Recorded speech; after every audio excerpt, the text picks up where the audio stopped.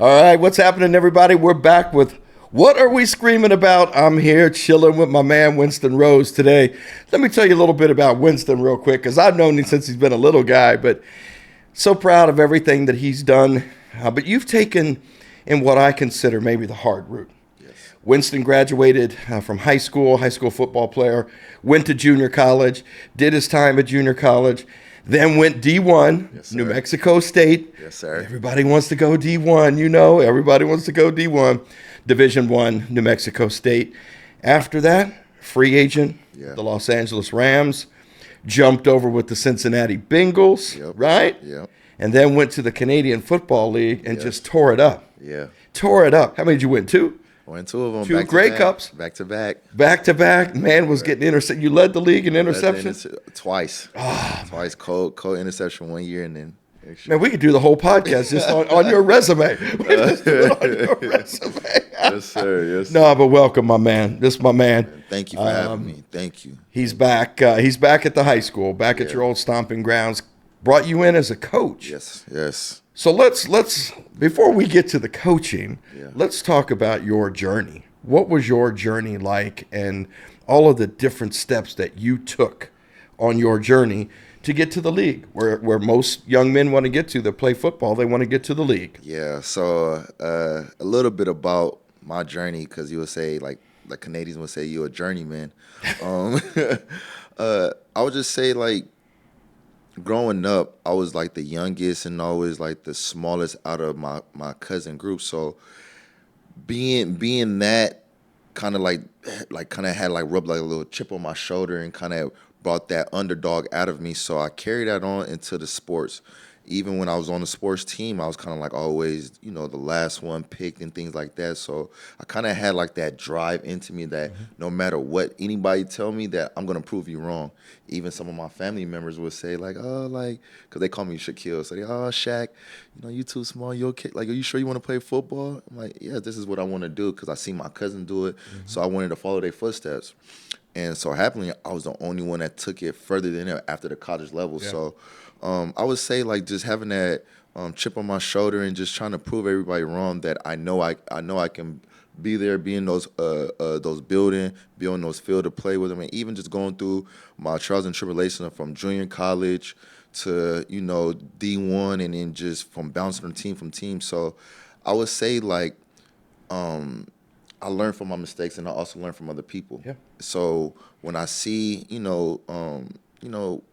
when other people fall short, I try to like not to make the same mistakes. So that was like a very like big part in my journey, where I try not to make the same mistakes of anybody else that falls short, and just try to just, I want to say like motivate, but even like my younger cousin, like how my older cousins will motivate me, I try to do that for them. So yeah. But that's good. You had a sense of motivation. Yes, People sir. telling you can't do it. Yes. You can't. I know when I first met you, you were a little guy. Yeah. You were a little guy. 5'4". 5'4", coming into high school to play Yeah. high school football, 5'4". But everybody hits their growth spurt. Yes, sir. You hit your growth spurt, and you made it. So I'm real proud of you. I'm real proud of you. I wanted to give all of your resume and your statistics at the beginning, because I really wanted you on today to talk about young people. Yes, sir. And I know that you're involved with the 7-on-7s and the little leagues that are out there. Yes, sir. And I'm telling you, sometimes I watch those things, and it's not even about football. Nope. It's about showboating, Yep. trash talking, Yep. how much dancing you can do. Yep. Tell me a little bit about that. Okay, so for this being my first year being involved in 707 with Broken Promises out in Antelope Valley, the 12-year-old team. Every week we would have tournaments out in like San Bernardino, San Diego, or Anaheim, and things like that. And every tournament you will see a parent. No exaggeration, I'm not even lying. You will see a parent doing the most. Yeah. Like it's to the point where it's like they're embarrassing their child, and their child even know that too. Like, mom, dad, like relax. So to see that now is like, yo, like the game is changing totally, and I don't even know if it's more money involved. If people putting money under the table, it's like sliding to the parents, like, look, I need your child on my team, da da da. Like, I need like whatever, but I don't know. But what I can say is the 7-on-7, I look at it as like player development, and right now, the development is lacking because everybody, like you said, want to showboat. Everybody want to get on IG. Everybody want to be viral. Yeah. Everybody want to be trending. And I guess with you going viral, more money, like I'm talking about, you know? Well, there it is. I want to go viral. Yes. I want the likes. How outrageous can we? And I'm just talking coaches first. Yeah. We'll get to the parents in a second. Yeah. But the coaches, I mean, I've seen some teams, and no disrespect to the state of Florida, but I've seen some teams come in from Florida that 8-year-olds, little 8-year-olds, Pop Warner kids coming in, boom boxes, giving the other team the finger. Yeah. You know, using profanity at 8 years old. Yes, what sir. are we doing? Yes, sir. So when I talk about this podcast, what are we screaming about? Yeah. I got a whole lot to scream about. Yeah, come on. Talk about it. When I see 8-year-olds walking in giving the finger. Yeah, no discipline. And you got adults leading it. Yeah. Leading it. Yeah. And again, you know, you're a coach. I'm a coach. We're teaching life's lessons. Yes, sir. That's what we should be teaching as coaches. You know, John Wooden said it, the great John Wooden from UCLA. You know, coaches are teachers. Yes, sir. Yes, sir. So what is it that we're teaching 8-year-olds, 10-year-olds, 12-year-olds as the coaches? Yes. And we're behaving that way. You see it. I'm about to say, Mr. Archey, like, you know, Tyler, you know, like, playing, like, most times when you in sports, your coaches are kind of like your parents. You spending more time with them than your parents most of the time. You know, that was one of the things my grandma told my mom, like, look, no matter what Winston doing, keep him in sports, because the minute he stopped doing anything, that give the devil more time to work on him.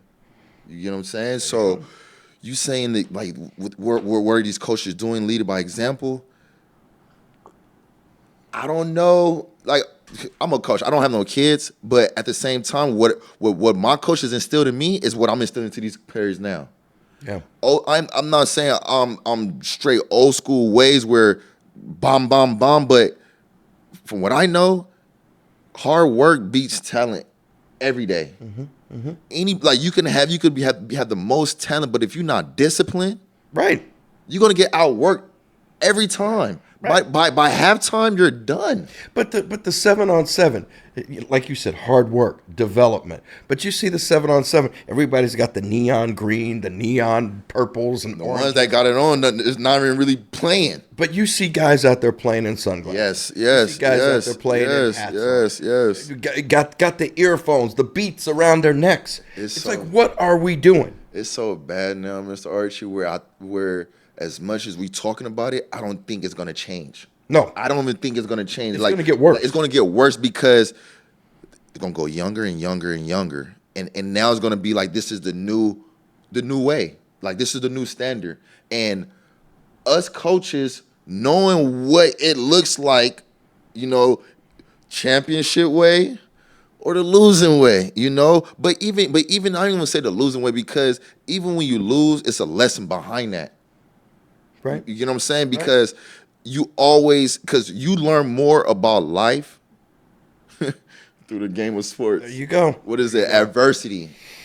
Ooh, I'm in here getting fired up. Adversity. So even just talk about like the little leagues in the 707. When they hit adversity, it's like they just shut down. Now they cussing at each other. So now it goes back to what you're saying. What are we teaching and what are we doing? But here's what makes it worse. When they shut down, who comes to their rescue? Come on, Mom. The parents. Yes. Now the parents come to the rescue, and they're yelling at referees, assaulting referees, yelling at coaches, yelling at the opposing team's parents, and then it just gets chaotic. You see it almost every single day, every weekend. Yes. There are bench clearing fights. Yes. I just saw one yesterday at a little kid's baseball game, little boy's baseball game. Bench clearing fight. For what? A dad is beating the umpire. Being the umpire. Went out. So that's equivalent to like being the ref on a basketball team. I mean, on the basketball game. Right. Like, you just come out of the stands and just straight. But that's what's happening. That's what's happening. And so, again, I'm not sitting here trying to be holier than thou at all. But a podcast like this Yeah. is to get people to start thinking. Yes, sir. You got Yes, to sir. start thinking. Yes, sir. Because, as we just said, we don't see it getting better. We see it getting worse. And if it's going to get worse, now that's going to be potentially people losing their lives. Yeah. At a Little League game on Yeah. Saturday morning, Yes. you Yes. lose your life to Yes. go out and support your child. Because already people are getting beaten. Already fights are happening. Sure. At 707 games, there's no security there. No. There's no security there. No. So just like with playoff game CIF, you would have security there before you walk in. You even have some metal detector, because I remember I went to the Centennial playoff game when they played against Mater Dei, and it was like a whole metal detector before you walk in. So I'm like, okay, but these 707, there's no. And even the refs that's repping are like young adults. Yep. So sometimes they don't even really know the rules. So when they get into it with the parents, it's like, look, like you should know what you're doing. Is like, look, like you take. I'm not saying you're taking it more serious than me, but like look. Listen, it's not that serious. Come on, let's be real.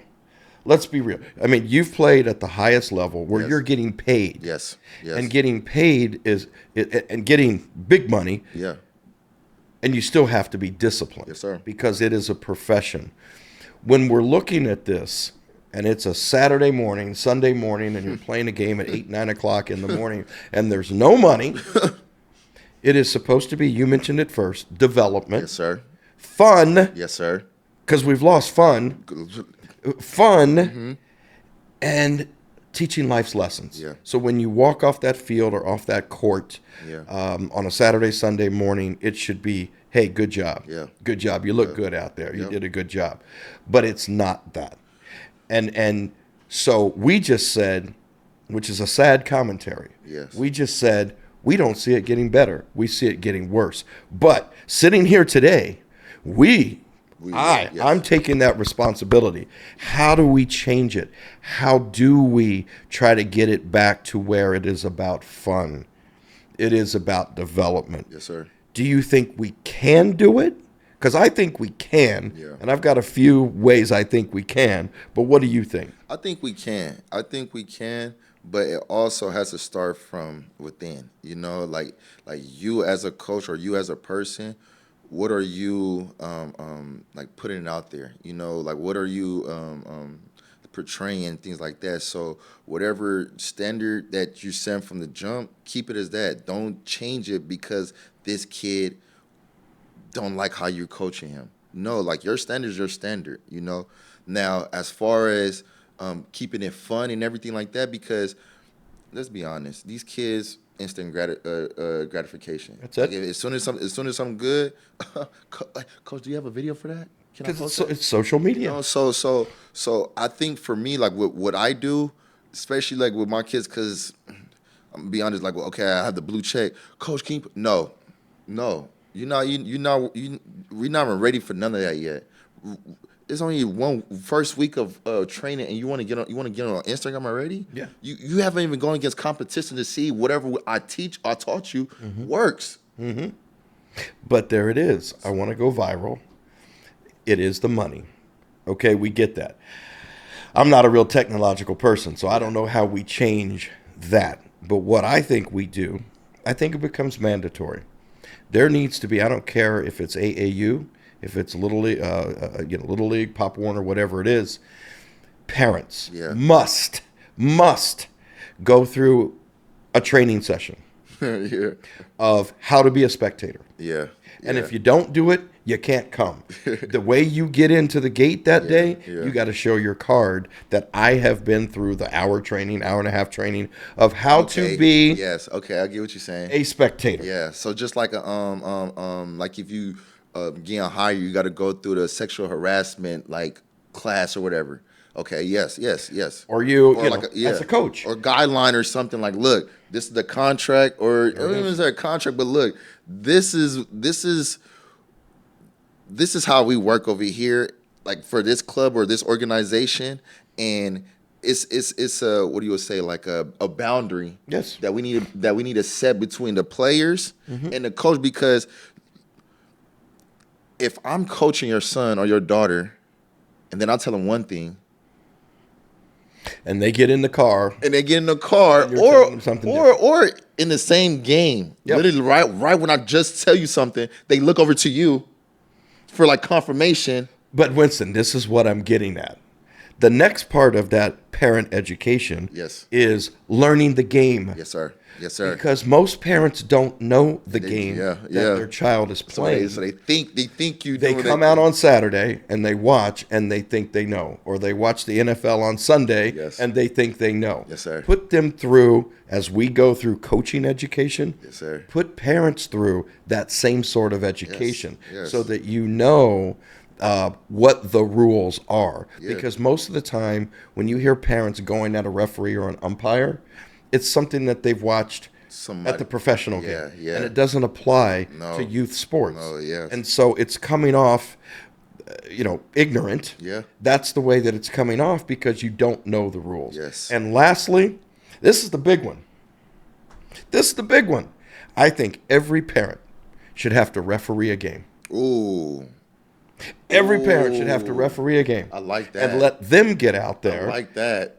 I like. You see what I'm saying? Yeah. Let every parent, So they it could- is required Yes. that you, and I know some organizations do it. Okay. Big shout out to AYSO, American Youth Soccer Organization. They do a great job with parent volunteers, and parents come out and referee games. Oh, it's a whole lot different. It's a whole lot different. And I'll tell you, for me, because like I said, I'm not holier than thou, and I get after referees sometimes.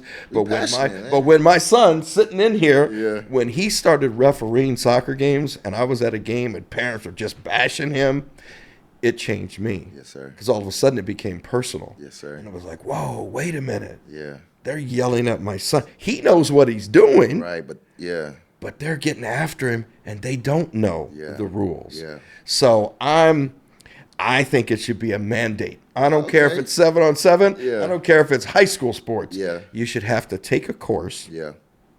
and you should have to referee a game. So on a scrimmage game on a Saturday, Yeah. you get your parents out there. Get 'em out there. Hey, you're refereeing the game today. Yeah. When you make it personal, Yes, sir. all of a sudden Hit things different. change. It hit different. Okay, I like that. They definitely need to have some type of boundary or some type of guideline Right. between the players and the parents and the coaches. Well, like I would say, like the coaches coach, because that's what they're there for, and that's why you got your kid. Like that's why your son and your daughter signed up to my team to get coached by me. So now you're telling me that I'm not coaching right? No, because Now they you- don't now- trust you. Now you questioning my coaching. Yeah. Now like you say, you don't trust me. So if that's the case, because we all know what that looks like, and how a kid can be like Yeah. you tell him one thing, and now he's kind of like hesitant to like do what you just told him. Mm-hmm. Why? Well, it's I go back to when I was playing, in old school. Yeah. My parents were true spectators. They came to the games. My mother wore my jersey, and Yes, sat sir. up in the stands and rooted and cheered for me. Yeah. But she rooted and cheered for the team. Yeah.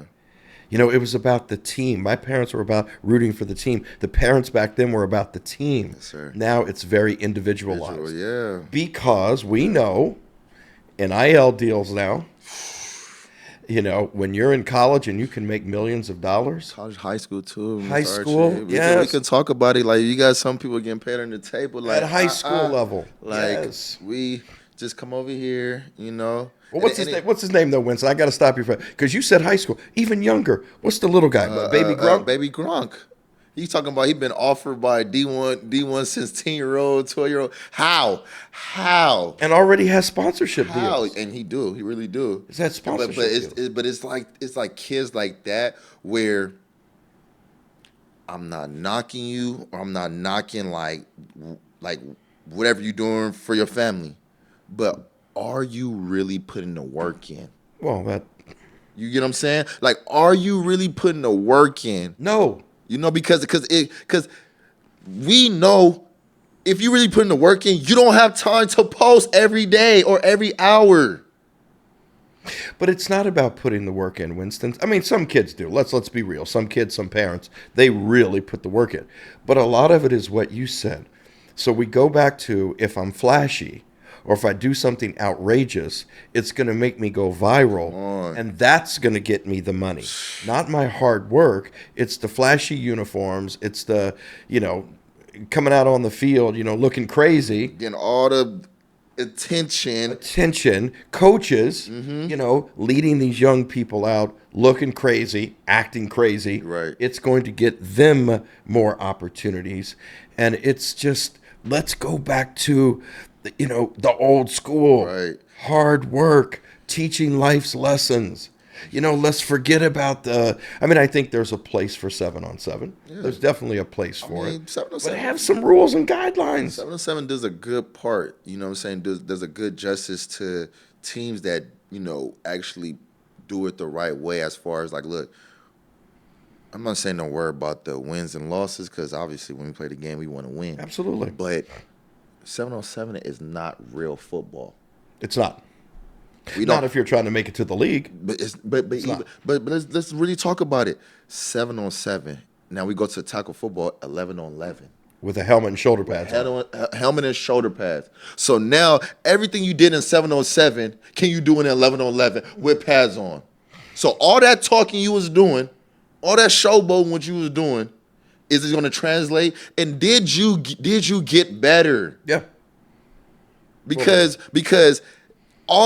for all the antics and everything, it better be worth it. Yeah. It better be worth it because now it's like, now that goes into the next thing, Mr. Archey, because all that, would you say, that dopamine, all that adrenaline, everything that you done worked up, and what if you don't turn out to be who you thought you was gonna be, this NFL player?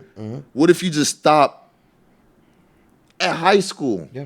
Yeah. What if you just stop in college? Because we have a lot of players that was viral in high school that didn't go to college. That was viral in college that didn't turn out in the NFL. Yeah, even in the NFL. Even in NFL. And then now you depressed or, things go, suicide and things like, because I seen it. Yeah. I've seen guys where they think they had it all, and then as soon as they ask for release, it goes down the drain. So what about those? And these are adults I'm talking about. We talking about kids, like younger. So what if everything they worked on, like this baby Gronk we talking about, and what if he don't translate to the next level? How does that affect that kid? Yeah. How does, go back to what you're saying with the adversity in sports where it teach you life lessons? Did you really learn adversity? But see, there you go. We're talking about baby Gronk. He's got a name to live up to. Got a name to Big live Gronk up to. Yeah, did his thing. Big Gronk won. He has no relation to him. And no relation to None. him. But when you're in that shadow and people are putting you in that shadow and giving you a nickname like that, Gronk did his thing. Yes. Super Bowl champion. Yes. All pro. Yes. He did it. Yes. But look at the pressure that's already being put on this little kid. And it's a lot. I mean, you and I are sitting here getting fired up. Boy, I haven't been this fired up on this podcast. I'm like, hold on. We talking about 7-on-7, but I'm starting thinking about the psychology part of it, how these kids, because when you playing football, like, it's one thing. I got the matters. I'm sorry. The music start playing. When you playing, they always say the game is 70% mental and 30% physical, and that is honestly the truth. Absolutely. So the more tapped in your mental in the game, because I ain't gonna lie, when I was playing, sometimes I'm out there, you would think I'm going crazy, but it's just self-talk. Yeah. I have to talk to myself to be a little bit delusional out there. That's how. But you still have to rein it in. You have to rein it in. To play within the guidelines of the field. Yes, sir. You got to rein it in. Yes, sir. And that's what we're talking about. It's okay to do certain things, but you have to rein it in and remember to respect the game. And the game gonna respect you back. There you go. So the work you gonna put in, it's like energy. Yep. It's Winston, you and I are sitting here and we're putting it out there today. I tell you. And there will be people that will watch this and look at you and I and say, they don't know what they're talking about. They don't know what they're talking about. Well, I think the people who've been to the level where you've been, I was a Division I college football player. We've been there and we know what it takes and we know what it looks like. And like I said, sometimes the people that make the most noise have not been there, have not laced up a sneaker, Archey, have not laced up a pair of cleats. And so open if you up a get can. upset, you know, you need to take a look at yourself, because really that's what we want from this podcast. Let's be honest. Is we just want people to take a look at themselves. I'm sorry, because now you got me worked up because me being in this field now, from making that transition from playing to coaching now, some of these coaches never played.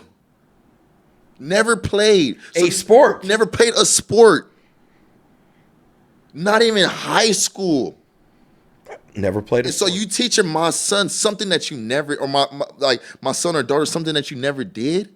Mm-hmm. And now when we talking about respecting the game, you never played in the game, so you don't even know what it looks like. And now you got this kid doing the most, but you thinking that's how it's supposed to be And doing the most at an age at of a young 6. age. So now, like what he was saying, like that's that, like I ain't gonna say a character. I ain't gonna, because I don't want to say all that, but it's like that's who you are. Like what you show me, But it is character. you know, that's who you are. You develop this character that you have no experience Yeah. in.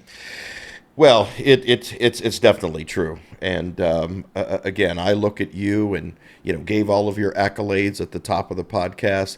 I know you're doing something else right now, because we're talking about 7-on-7 flag football. Yeah. You're now involved in Yeah. 7-on-7 Yes. flag football Yes. as a coach player Yes. for the country of Jamaica, Team Jamaica, shout you out. making it to the Olympics. Yes. World Tour Olympics. Yes. Yes. Now, again, you have to keep it in perspective. Yes, sir. You know, and I know you. You're a player that plays free, Yes, sir.